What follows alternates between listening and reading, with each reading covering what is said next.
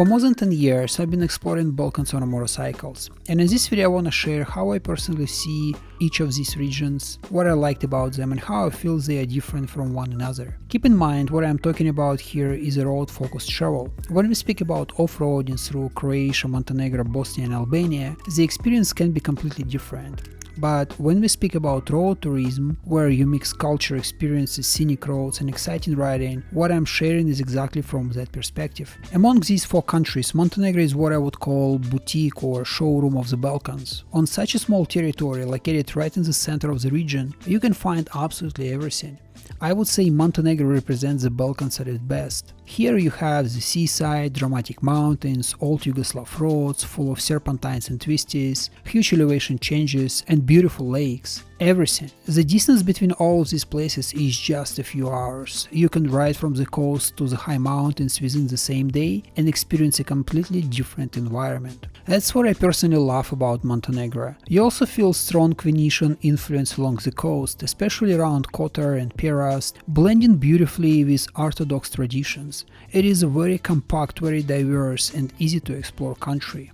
Then we have Albania, which for me is all about nature. It is still wild, still raw and incredibly beautiful. The lakes are stunning, the mountains are massive and the landscapes still feel untouched. Albania has its reputation worldwide, but honestly, that image is outdated. The country is beautiful, the hospitality is incredible and every year things are developing and improving more and more.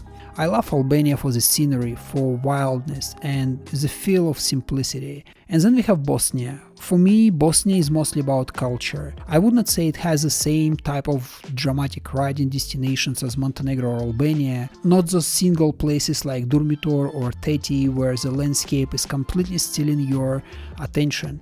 Bosnia is scenic and beautiful to ride, but what stands out most here is the history and atmosphere. When I go to Bosnia, I go there to experience the mix of cultures and religions living together. You see Ottoman heritage, mosques and old bazaars mixed with the Austro-Hungarian architecture from the late 19th century, old city buildings, town layouts and urban details that create a very unique visual blend. Knowing what Bosnia went through in 90s adds even more depth to traveling here. Riding becomes not just about scenery, but about understanding the land and its people. Then there is Croatia. Croatia is simply stunning, especially the coastline.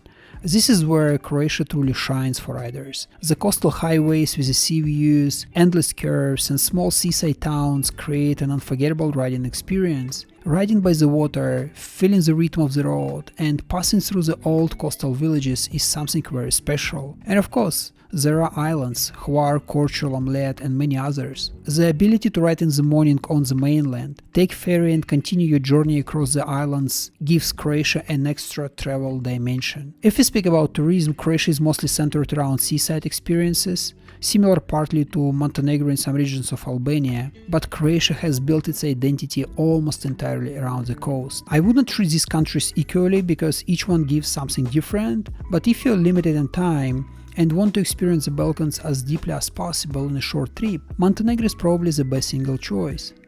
In one compact country, you can get mountains, sea, traditional cuisine, scenic roads, simplicity, hospitality, and that welcoming Balkan spirit. Everything in one place. But if you truly want to escape your daily routine and fully explore the Balkans, you need all four countries. You need Montenegro as a boutique or storefront of the Balkans. You need Albania for its wild landscapes and raw mountain beauty. You need Bosnia for its culture, heritage and history, and you need Croatia for its islands and legendary coastal roads. Each country completes the picture. That's how I personally see the Balkans after more than a decade of riding here. I hope this helps you to choose where to go next, or maybe inspires you to experience this region yourself. Thanks for watching and I'll see you next one.